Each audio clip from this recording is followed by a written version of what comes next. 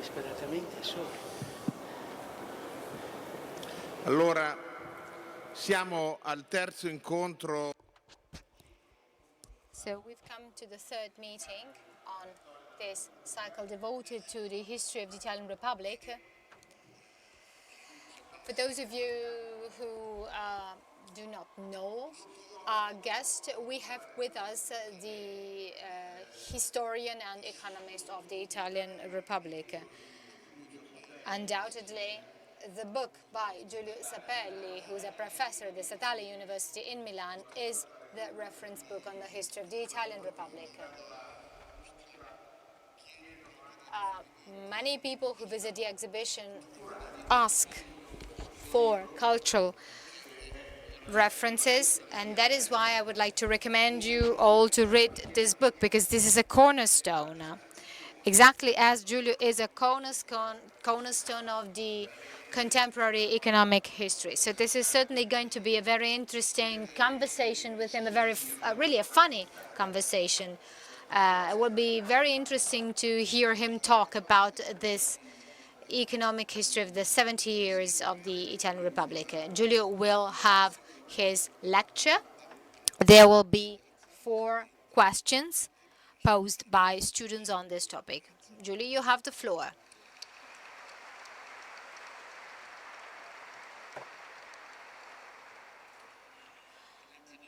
Well, first of all, thank you very much for inviting me this year as well. The Rimini meeting is always a very interesting event to participate in, so thank you very much. I would have to, in a way, tell Giorgio, because the cornerstones, he used the term cornerstones, but actually stones do not talk. Thank you very much, because the exhibition I've seen has been really very interesting, and I think it is increasingly important for the people who are here as well. I'm going to try and give you an overview in this short introductions, some topics. My dear friends of Il Sussidiario then forced me to write this book, asked me with great insistence to write this book.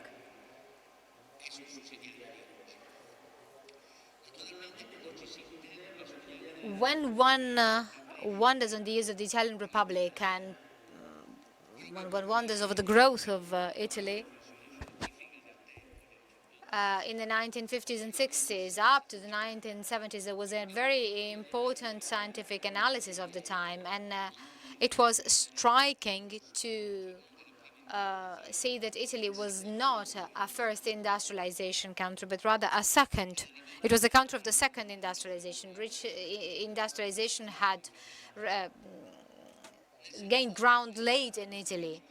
In the Second World War, in the years after the Second World War, Italy experienced a big spur, and it has grown a lot, exactly as happened in Japan. And similarly to Japan, Japan hasn't grown for 20 years. This is called the so-called stagnation induced by deflation. And Japan is, because of this, currently under analysis, and soon also Italy will be under analysis, because it will be one of the countries that will be most hit by this stagnation unless we change our economic policy. Everybody wondered why Italy had such a rush and rapid development. I'm going to briefly summarize the reasons for this. I call them macro factors that stimulated growth. The first one was due to the type of war that was waged in Europe. The big countries at the very heart of European industry, so France and Germany, had their potential, their industrial potential, that was completely destroyed. So when the Americans and the British came, they completely destroyed the French and German, as well as the Dutch industrial sector. And in Europe, we had Allied forces, and then we had the Russians as well. In Italy, We were very lucky in spite of the disaster of the war, because this war was fought where no industrial sector was present. It is to say, in the south of Italy. In the north, there was a tacit alliance closed between the capitalism and our allied forces. The Americans during the fascist present were very much present. The public finances in the 1920s, well before the crisis, were put in order by Mr. Thornton of JP Morgan. JP Morgan already gave its guarantee to fix the situation of the Monte Paschi di Siena. So this is a fil rouge. At the time we had Mr. Thornton, now we have Mr. Diamond of JP Morgan, who's so to say the head of Italy. We didn't have at the time a huge industrial sector damaged. The partisan defended the installations that the Germans wanted to disassemble. So in 1945 to 1948, when the Marshall Plan aid came to Europe and this immense flow of capital came to Europe, we had the chance of enhancing our productive capacity and to sell our commitments. We had a great steel industry. The Italian Reconstruction Institute also applied some actions, and plus we had the so-called Manchester-style type of capitalism present in Veneto and Lombardy, the type of capitalism that still makes up for 70% of the Italian gross domestic product. And thanks to that, Italy could export its products. The foreign export sector was more advanced than the Italian one. So except for the iron and steel sector and the chemistry sector, we were very much advanced, more advanced than the Germans and the French. And we experienced a major growth. The second macro factor for development was the presence of a public sector industry, especially ERI, the Italian reconstruction sector, then the heavy industry, and ENI was founded. There was an exceptional event thanks to the huge efforts by Mattei that disrupted the international monopolies, established alliances with producing countries, and that gave the chance to small and medium-sized enterprises to have oil and coal. Much depends on the price of energy, of course. So the price of energy also at the time played a very important role. And to have this, we should actually force Alcoa to have a discount. So we had Glencoe, a great Australian Swiss company. At the time, similarly to the situation, to Glencoe, we had Mattei. He basically sort of rejected the fact that politics should be not involved with the economics. I don't believe this is true. Mattei at the time proved that this was not true. He founded a stream of the Christian Democratic Party, but there was no corruption at all.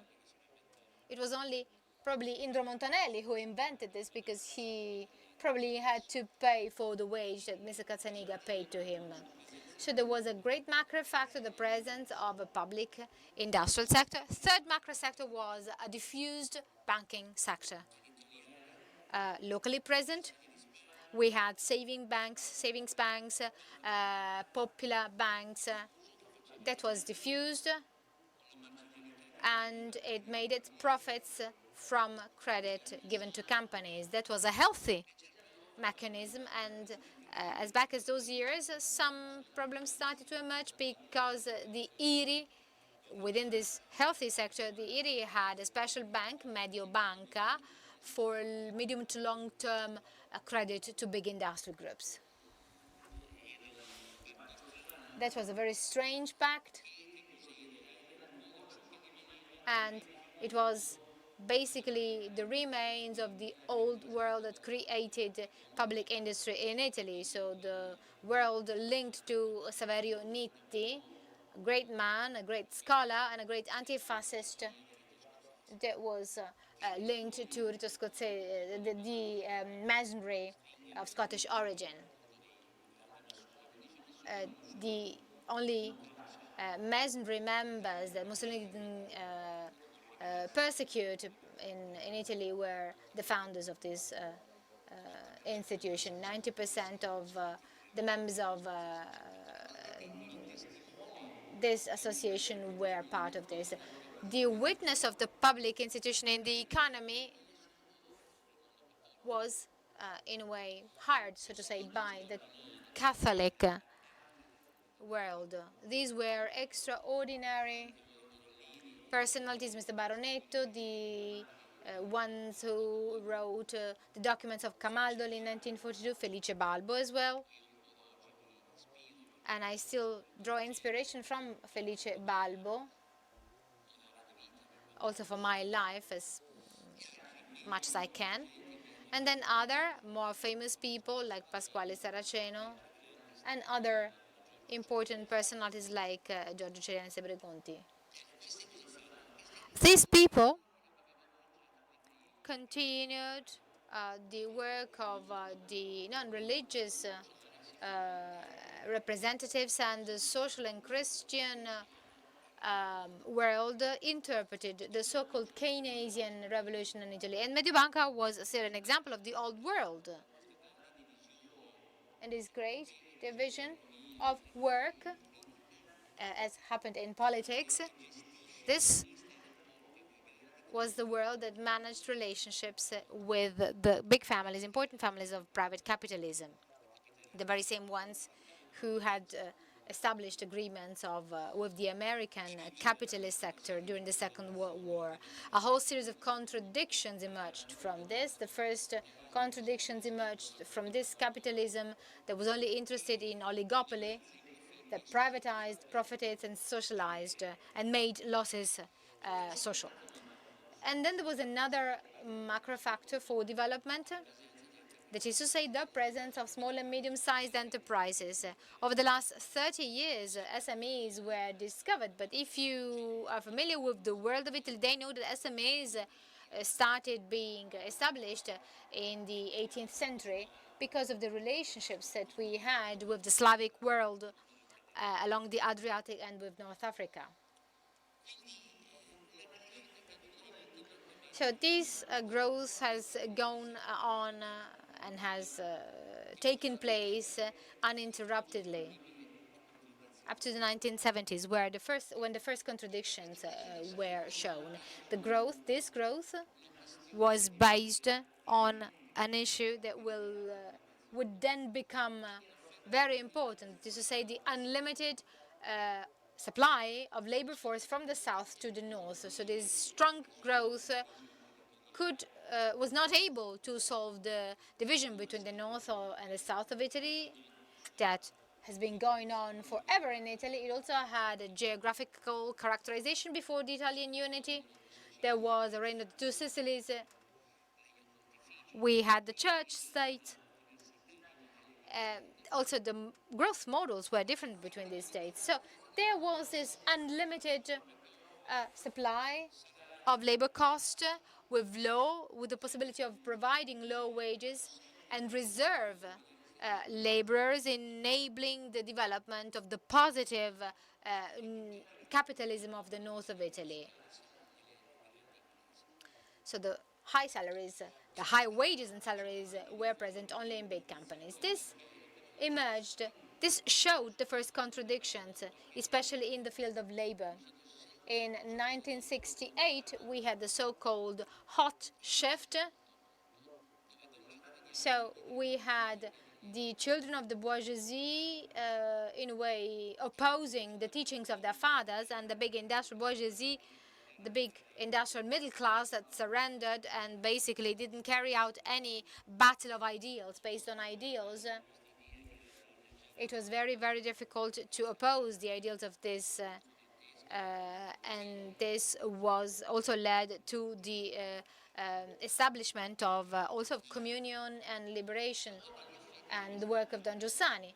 But it also had devastating effects on trade unions, because trade unions were, in a way, characterized by a series of battles by trade unions, which didn't take into account the relationship between productivity and the trend in salaries.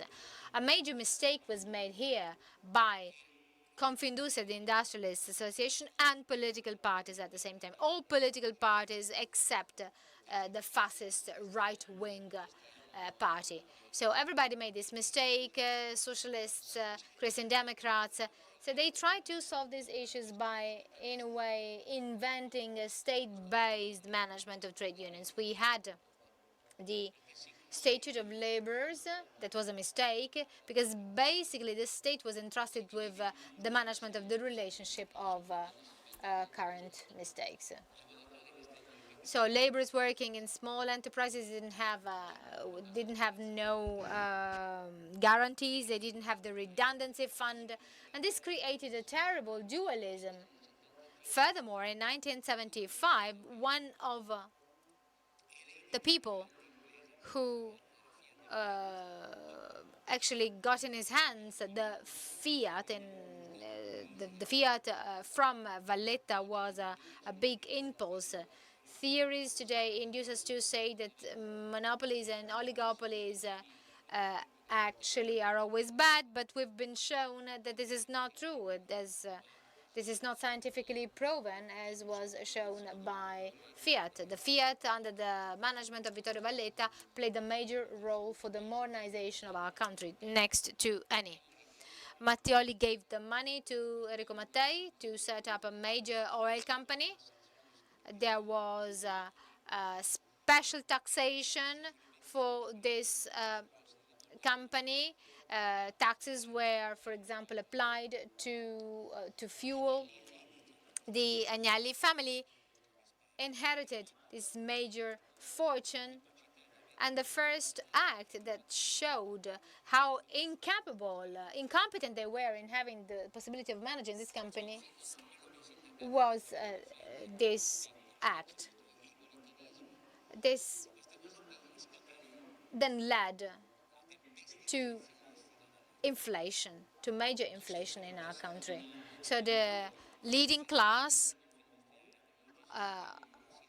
belonging to Confindustria or close to Confindustria proved itself incapable of understanding the fears coming from deflation, starting from the middle of the 1970s. And they failed to understand the dangers coming from high inflation, from the high inflation rates, which in the 1980s basically corroded wages and pensions. So in the 1980s, a virtuous circle was interrupted, and the years of contradictions and the crisis started.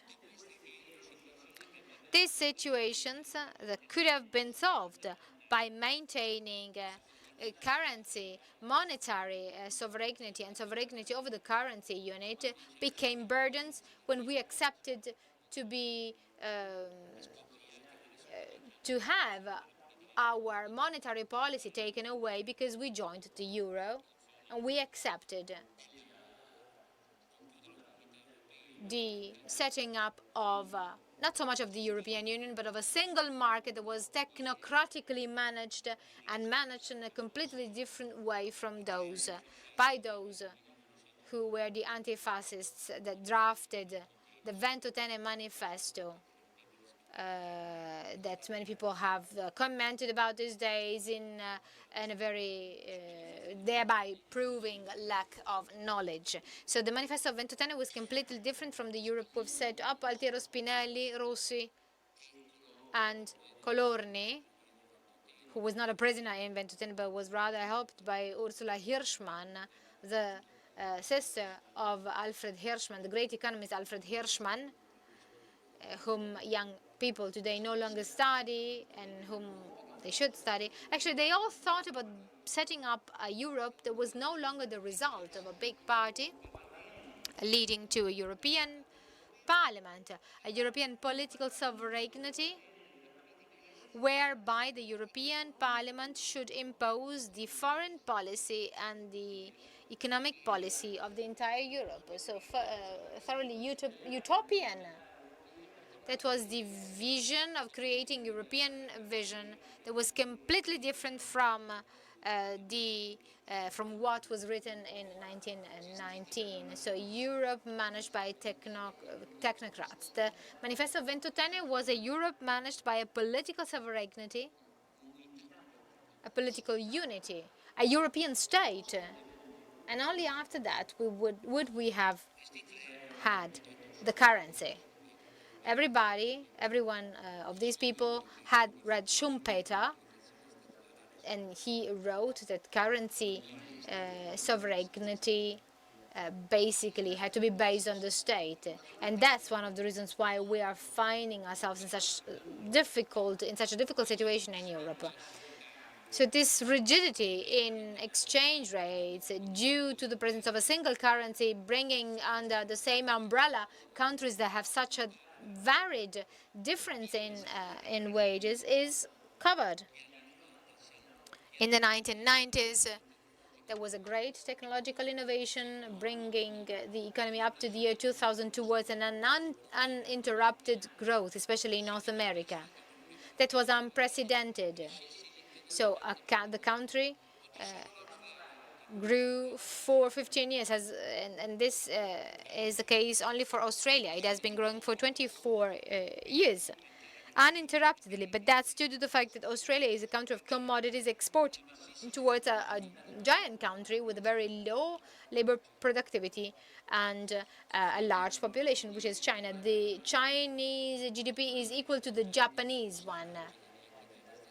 But then there are lots of people who are incapable of reading statistics, and they tend to forget that basically we have a huge difference in demography. That shows that basically China is a giant with on very weak legs that is capable of reaching good results only because of its large population. So we are losing this productivity. These four macro factors that helped our development are no longer there. There are no longer progressive oligopolies. We have a huge wave forced by the European agreement. This is to say liberalizations without privatizations, the so-called Peron-style privatizations. And their reference person was Romano Prodi. So privatizing rather than liberalizing, privatizing selling to the friends of friends, possibly destroying enterprises, as we did with our steel sector. If you look at the Bagnoli case, we were the countries the country that were studied by Japan and South Korea because we were the best in doing a certain type of steel industry based on integral cycle. Now we only have another minor type of steel industry. We only have the Ilva in Taranto, providing 70% of the steels to the metal and steel sector in Italy, and which is now disappearing, especially because the judges have, in a way, put their nose in the affairs of the steel industry.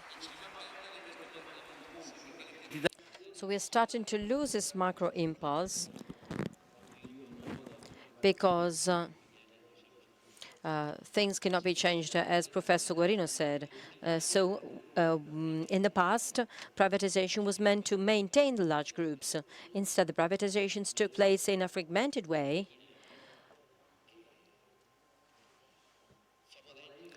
and by fostering the excessive financial evaluation, we destroyed the large financial and industrial groups. We still live from the remnants of that devastating decision to privatize in a fragmented way. a very clever person, called this kind of situation the great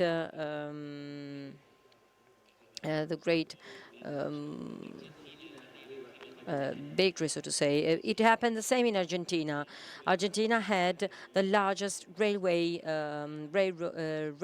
park of the world, in the world. Now Argentina has not even 1 kilometer of railway. El ferrocarril, the Argentinian railway system, was privatized not because they wanted to increase the wages and the incomes, but because they wanted to destroy the system. Now the lorries are used, the trucks are used to transport meat from the Pampa to the coastal cities, therefore increasing pollution, for instance. And so if you have a look at the maps, at the geographical maps, you can understand the disasters that this meant. So nonsense privatizations took place.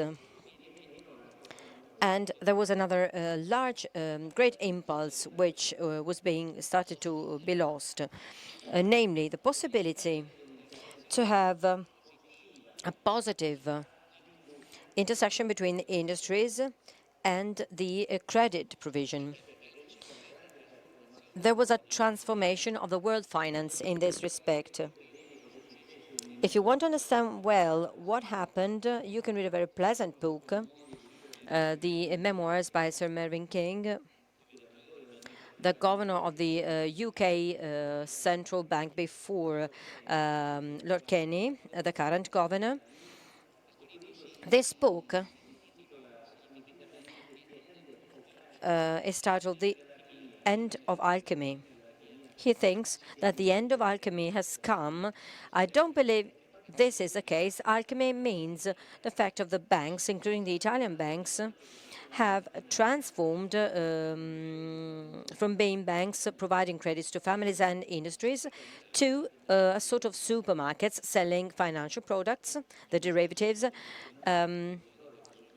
conditioning and influencing the entrepreneurs to buy these financial products, which in the end proved to be very dangerous financial tools.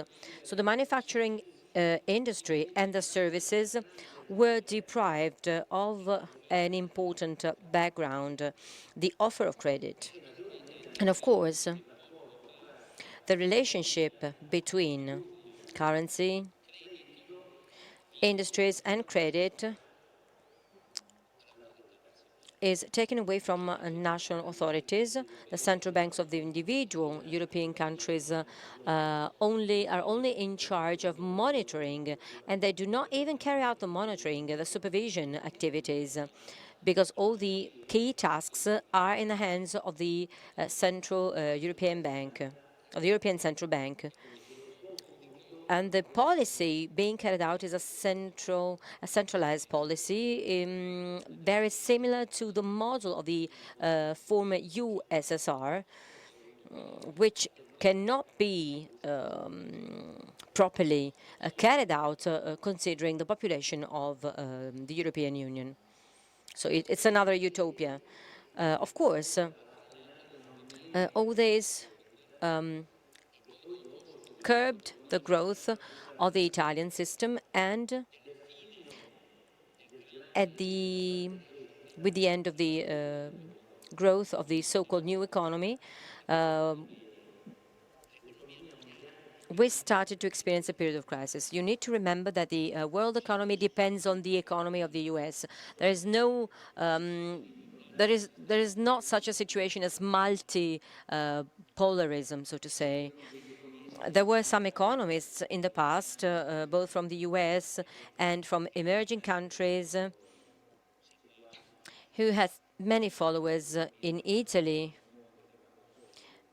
especially in the Bocconi University, which from a scientific point of view, I think should be simply closed down, because there's a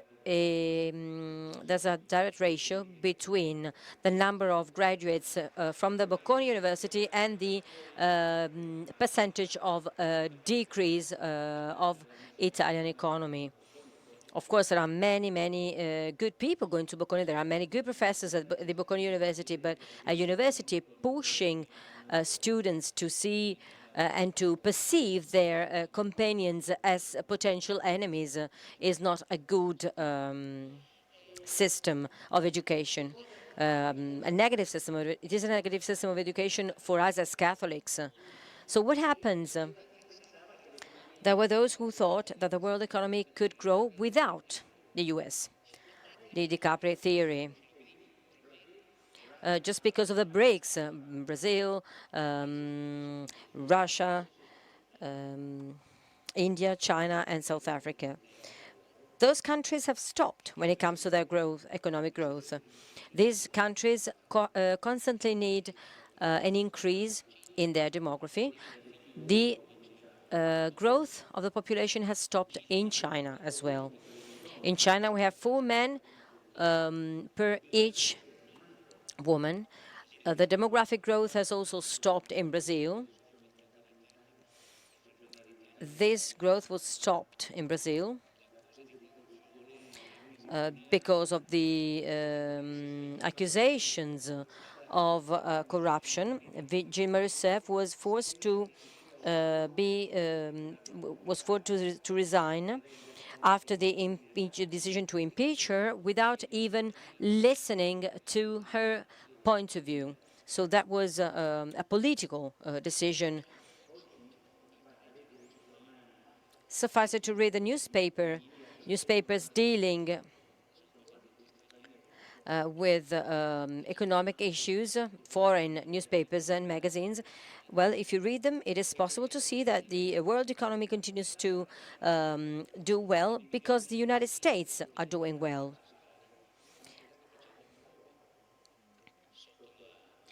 But you need to bear in mind that there is a policy of low wages in Europe, which is Europe has been dominated by Germany. So we're not talking about a sort of a plot.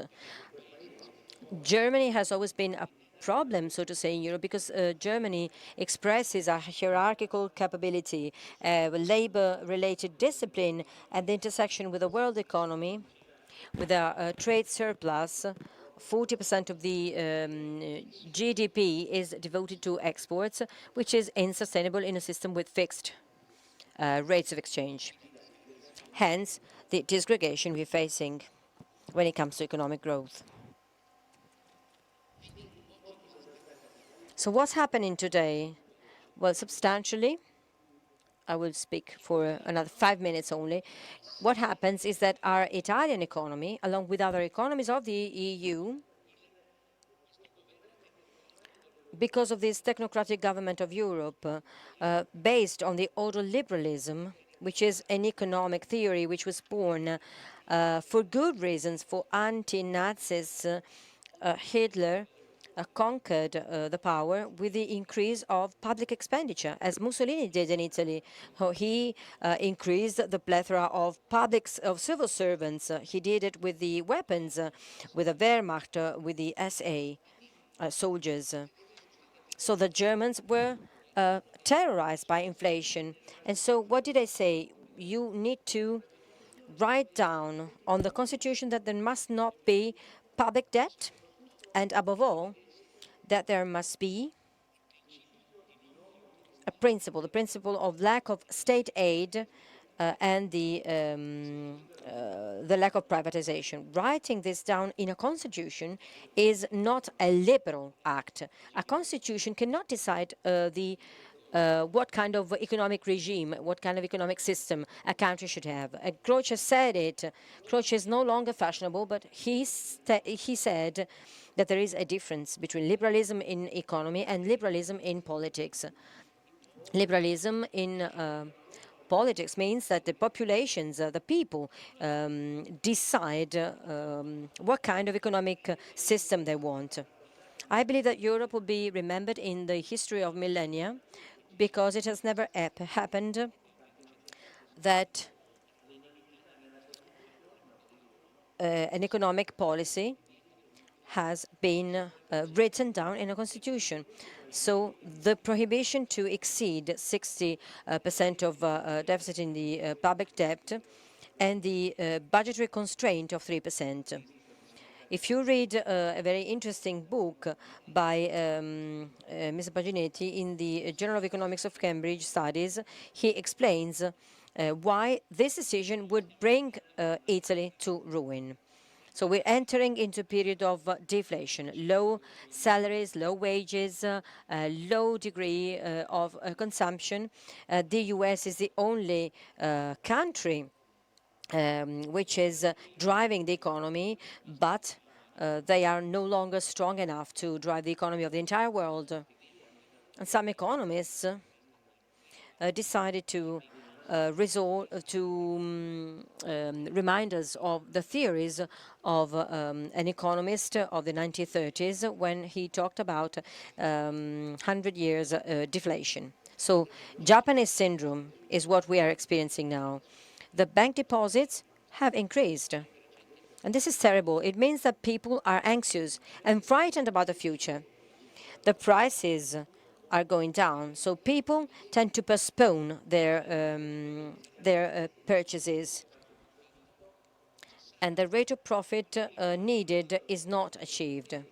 So those who manage to export can do it quite well, but the situation remains difficult. So we need to get back on the right track. We should have a different economic policy, and we should correct the European Union. I don't want to cause a scandal, but this is what I think. Before thinking about getting back to the monetary sovereignty, we should reform the treaties. We should give sovereignty back to the individual countries when it comes to economic policy. As in the US, you can have a single currency, but you must be sovereign when it comes to your economic policy. This is what happens in the US. This is a battle which has to be fought aware of the fact that as we manage to grow after the war, we can manage to start growing again. So we are debated between anguish, anxiety, and the fears of stagnation. The lift has stopped. This is stagnation.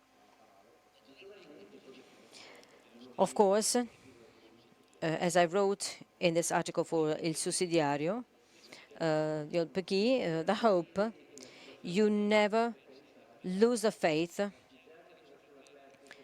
because we keep thinking that the postman will work every day, the workers will work every day, the artisans keep working, the managers will certainly do something, professors continue to teach, school teachers, although they are age 65, will continue to teach until they reach the age of 67. This is hope. But maybe this hope may become too scarce to continue seeing something positive for the future. I would invite the people in charge of asking questions. We're going to have all the questions at once, and then Giulio can answer to them all. No. Good afternoon. My name is Luigi and I study political sciences. I've finished my first year at the Statale University in Milan. One of the engines for economic recovery in after the Second World War was this entrepreneurial state. Now we are still in a moment of economic crisis. So what is the role of the state, in your opinion, in a moment in which, unless those years where we had lots of loans from all over the world, we are subject to restrictions due to EU constraints and an excessive public expenditure? Good afternoon. My name is Mauro and I study history at the Statale University in Milan. I was one of your students.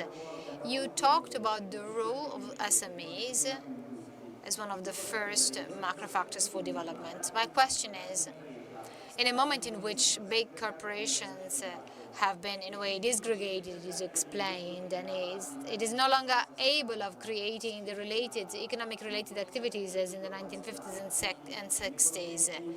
In a context of globalization where your competitors come from all over the world and the market is extended to the whole world. So can this globalization be an opportunity for Italian SMEs, which can then come back to play the role they played in the 1950s, or are SMEs bound to lose their strength? Buonasera, sono Giorgio. Good afternoon, my name is Giorgio and I study political sciences in the Sapelli University. I have a short question. I was struck by the fact that you talked about the importance of dialogue between politics and the economy. My question is, what kind of model can this dialogue acquire? How can politics serve the economy in this historical period? Good afternoon. Thank you very much for your contribution. My name is Marco and I study economics, the MA course in the Statale University in Milan, with some students studying with me. We agreed on the fact that economic models as they are presented at the university was not very helpful for us. What, in your opinion, can support and favor such a detailed analysis of economic models as you proposed? So let's try and answer these questions. They have a fil rouge in common.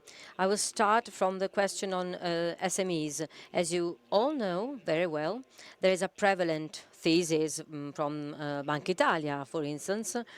Banca Italia continues to publish studies on this, and I remember one of my criticisms with Mr. Sacomani when he was general director.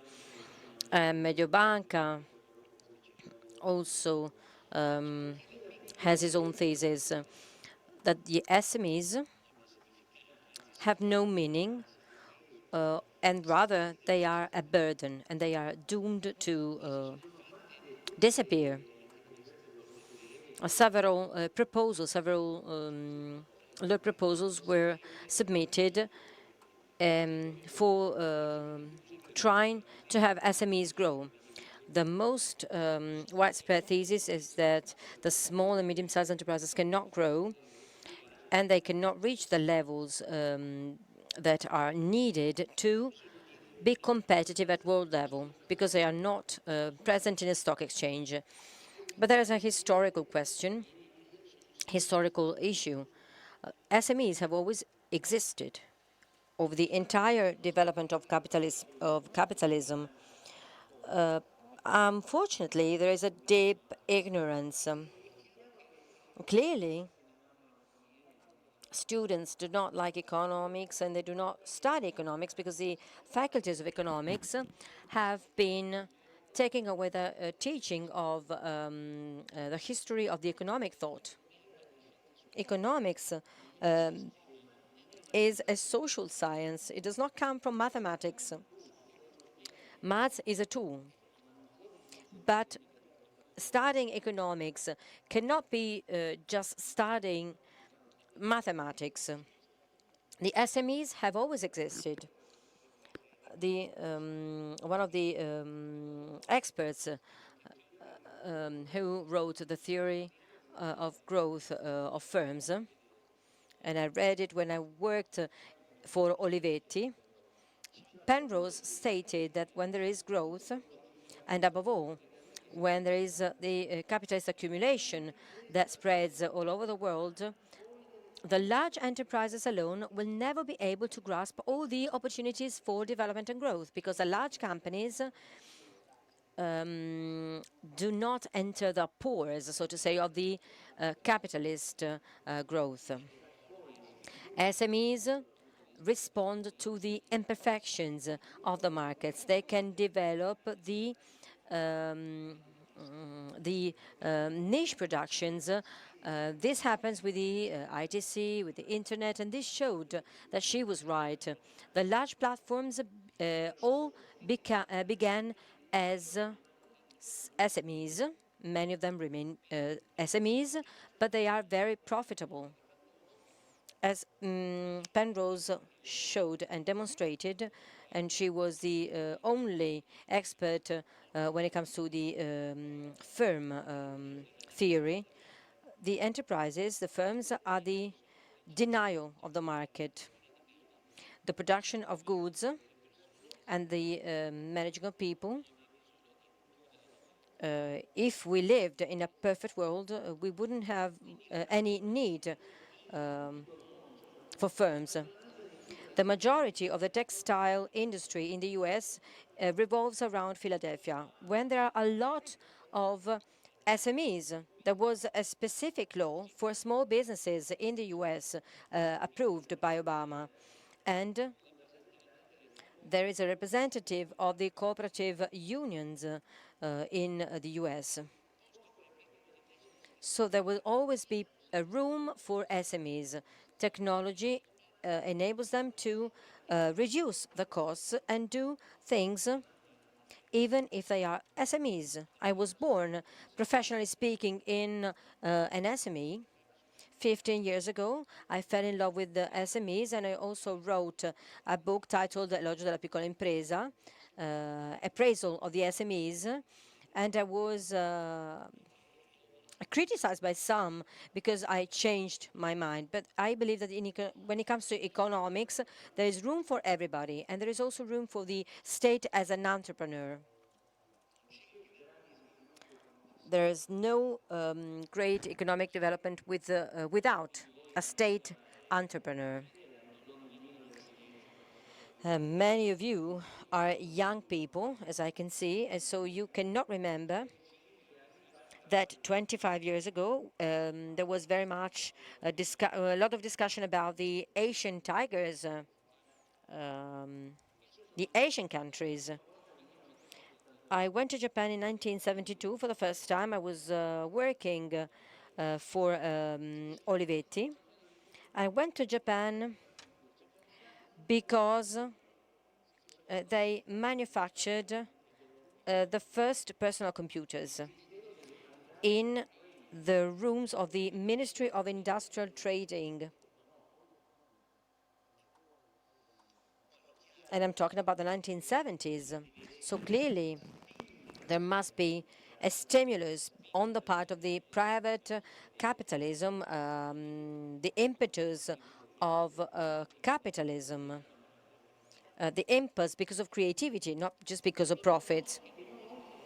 But today, with these European laws, which are totally absurd, cannot recreate a state-owned enterprise, a state-owned business.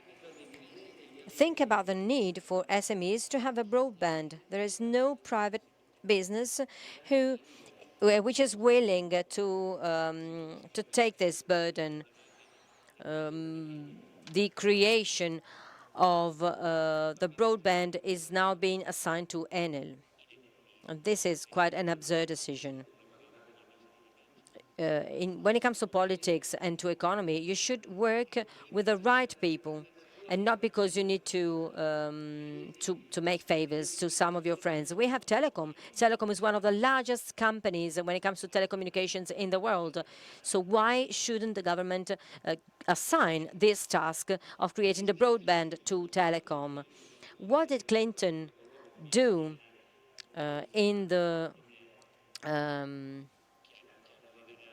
1990s? Although Clinton and Tony Blair destroyed the banking industry, releasing the rampant finance. They created the highways of information, namely the broadband. That was a very positive achievement. So we need state-owned enterprises and we need private enterprises. We need them both. The economy which works better is the economy having both private and public-owned businesses. Caritas in Veritate states this. Private companies are needed, cooperatives are needed, SMEs are needed, large corporations are needed, and publicly owned businesses are also needed. Of course, we do have a link between politics and economics. We need good decision makers. We need good politics. I gave you the example of Mattei.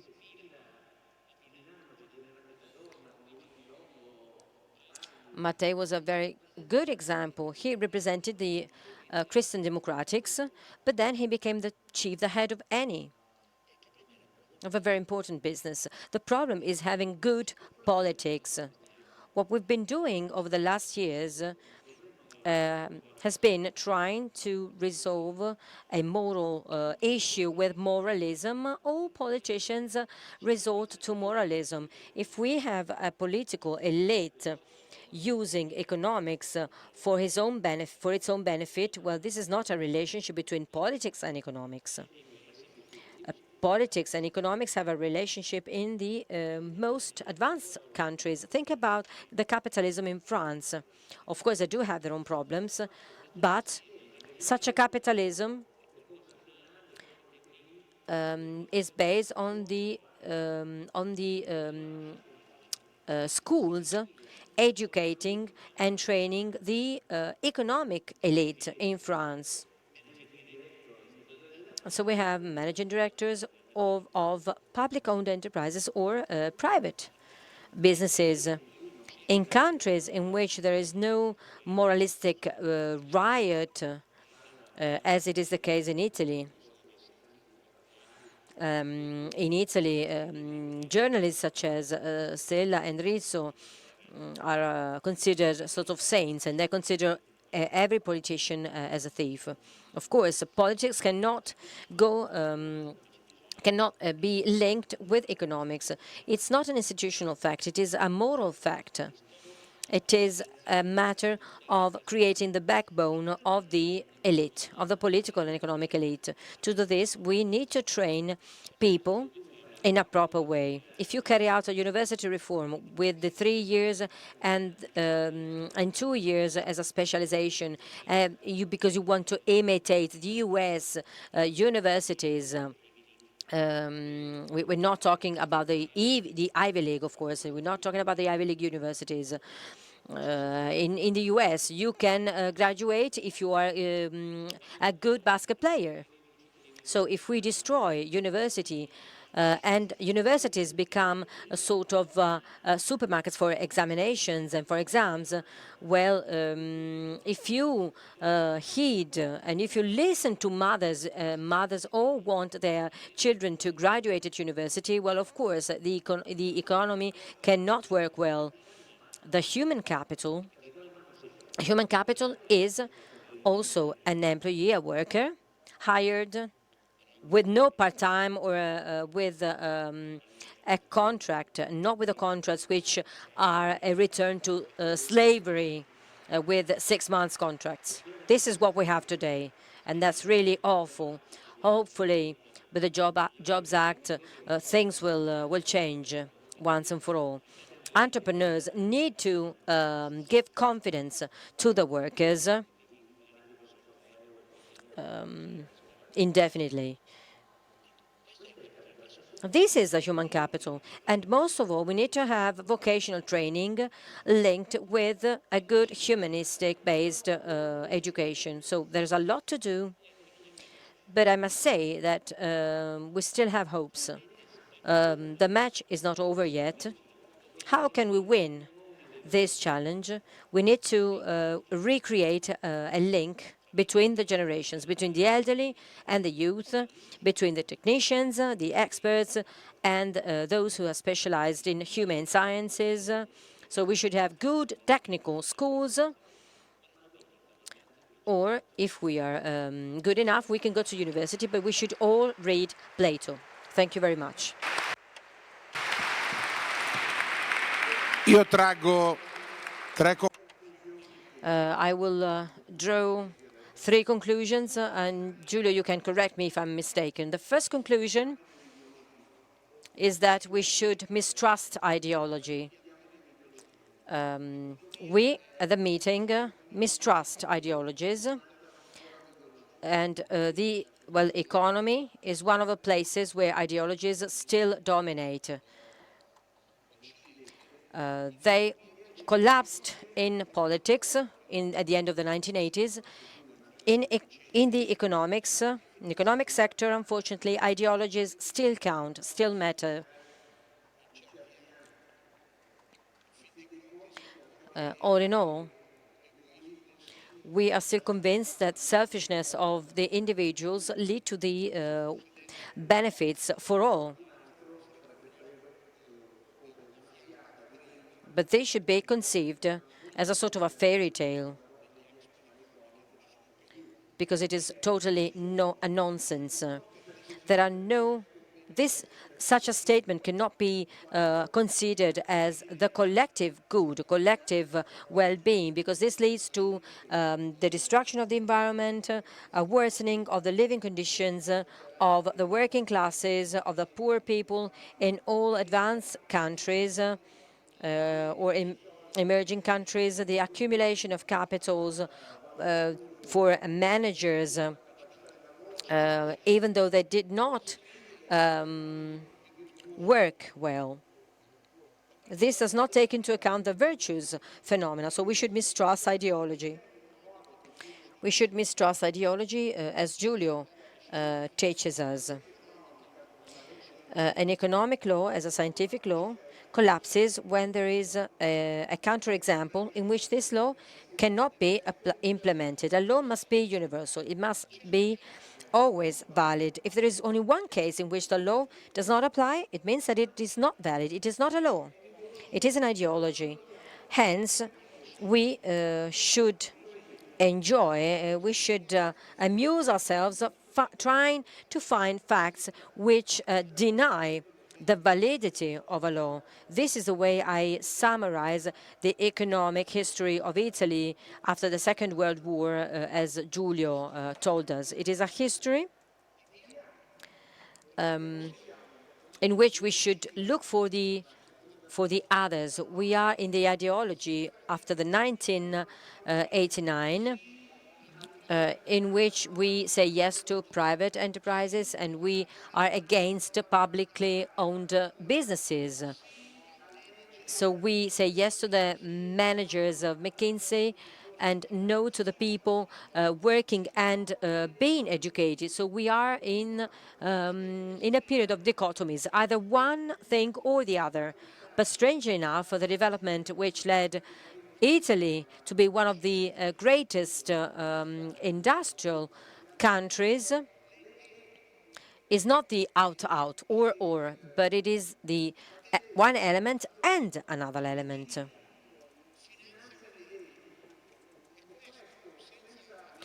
In the past, the ENI, the company ENI, was financed, as I read, Enzo Ferrari told that he started to work because a director of a bank trusted his idea and therefore decided to support him. There must be a relationship of confidence. So I trust you and I take the responsibility, which is not necessarily against the indexes, but if the index, if the objective datum gets rid of the responsibility of somebody saying, this is what I think, this is a bullshit. And this did not happen during the first years because there was a very strong collaboration. State-owned businesses, state interventions, think about the Autostrada del Sole, the A1 toll highway, and SMEs. They collaborated. Who said that SMEs cannot survive in the global markets if they do not grow? Of course, if it does not work, but if it works, it can withstand competition perfectly. State-owned enterprises and private businesses, state investments and free market. We can have a combination of both. So we have the end, men bringing this element and another element, and they took on the responsibility to say, this is what I want. If I'm wrong, I will pay for it. At a certain point, this balance, this equilibrium, this human fact collapsed. The idea that economics has a subject, Pope Francis and Pope Ratzinger repeated this many, many times. And in this case, rationality is not the idiot rationality of some models. The problem is not the model. The rationale is that we are all like Donald Ducks, feeling happy if we have lots of money, or if we or do we have a different rationale, a different way to learn rationality. In the exhibition, and it was about 2 or 3 years ago, there was an exhibition on the crisis. The genius is a genius based on intelligence, based on the relationship with the reality. There is a subject at the root of this subject, looking for what is needed. We should not base our behavior on the out, on the or. We should not simply follow what some European commissioner tells us. And there is a commissioner who is, well, committing a crime when he describes reality in a very simple way and not as it really is. So the issue is that we should go towards the other people, coming from ourselves, being born from ourselves, originated from ourselves. So I will tell you something briefly. That's a good exercise when it comes to a model. How can we explain the child killing in China? This is the independent variable, child killing. And then we have variables telling us abortion in rural areas and lack of abortion. So let's put as a variable for rural aspects the cultivation, the rice growing. When there is more rice, there are more children being killed. So as a model, growing rice means that it leads to killing children. That's a model, because that's a significant parameter. The only problem is that you perfectly understand that rice is grown in the agricultural areas. But I can have you see the model in this way, and then at the end of this, I can show you that if you grow rice, the children will die. So you need to use your brain to use the model. The second issue is that the ego, the I and the you, and the others are at the core of the model. All the models have to be used, because we have a subject, hypothesis, variables. And the third issue on today, we must act so as to take the economy back in our hands. This is the idea of the exhibition. Credit is all very well. 5-year plans are all very well. But the real problem is that we are lacking the genius in Italy, the genius which generates. I'm referring to the Mocha designed by Bialetti, or the Ovetto Kinder by Ferrero, or the collection by Benetton, or machine tools. If you don't have this genius, you can create as many models as you like, but you have nobody creating the added value. And this I, this ego, can only be created with the others, with the you. So an ego, a person listening to other people. Nobel Prize winner economist